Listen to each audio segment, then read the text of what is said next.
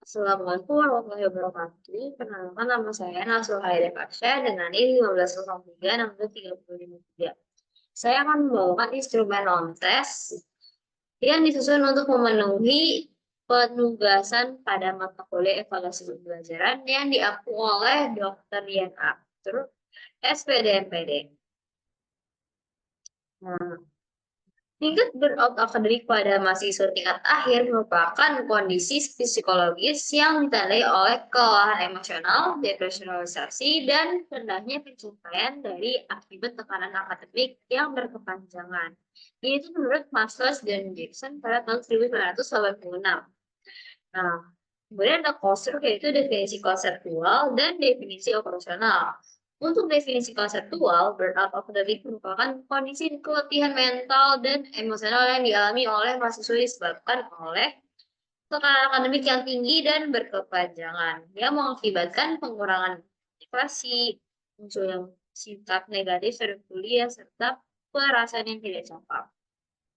Kemudian definisi operasional, tingkat burnout memiliki tingkat berat akademik dievaluasi dengan menggunakan instrumen non-tes berupa kuesioner tertutup yang berlandaskan pada indikator-indikator berikut ini.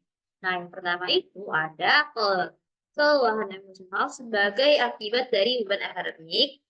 Yang kedua ini ada sikap skeptis atau negatif terhadap tugas kuliah. Yang ketiga ini ada penurunan rasa percaya diri mengenai kemampuan akademik. Yang keempat, minimnya motivasi untuk menyelesaikan tugas akhir. Dan yang terakhir, perasaan gelisah atau tertekan terkait dengan masa depan akademik dan karir.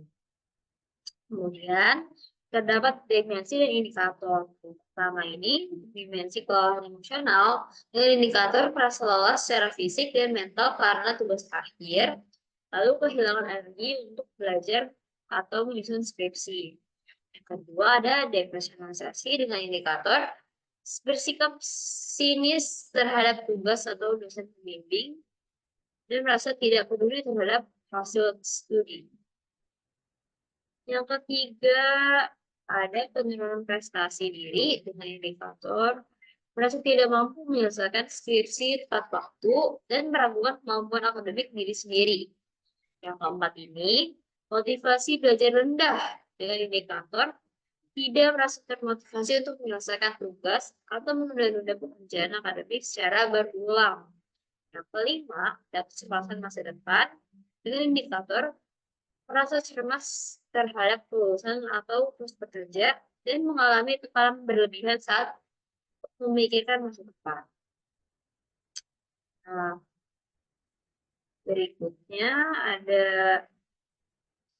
kisi-kisi instrumen. Yang pertama ini dengan kelelahan emosional. Indikatornya merasa lelah secara fisik dan mental karena tugas akhir. Kedua, kehilangan energi untuk belajar atau misi skripsi. Ini adalah berpikir positif. Lalu, depresionalisasi, bersikap sinis terhadap tugas akhir atau hasil membimbing, merasa tidak peduli terhadap hasil studi dengan hasil negatif. Dan dapat dibukir 3 dan 4. Lalu ada uh, penurunan prestasi diri, yaitu merasa tidak mampu menyelesaikan skripsi tepat waktu pada butir 5 dan meragukan kemampuan akademik dari diri sendiri di butir 6 dengan hasil positif. Lalu ada motivasi belajar rendah dengan tidak merasa termotivasi untuk menyelesaikan tugas dan menunda pekerjaan akademik secara berulang. Terdapat dalam butir 7 dan 8 dengan hasil positif. Lalu yang terakhir adalah kecemasan masa depan. Merasa cemas terhadap kelulusan atau prospek kerja, lalu mengalami tekanan berlebihan saat memikirkan masa depan. Terdapat tipe 9 dan 10 dengan hasil positif. Nah, identifikasi ciri-ciri kutub. Kutub positif ini itu mahasiswa menunjukkan tingkat burnout yang rendah dan kutub negatif ini mahasiswa menunjukkan tingkat burnout yang tinggi. Kemudian ini ada bukti-bukti instrumen. Yang pertama ini, kemudian ada belajar instrumen. Nah, ini menggunakan skala Likert.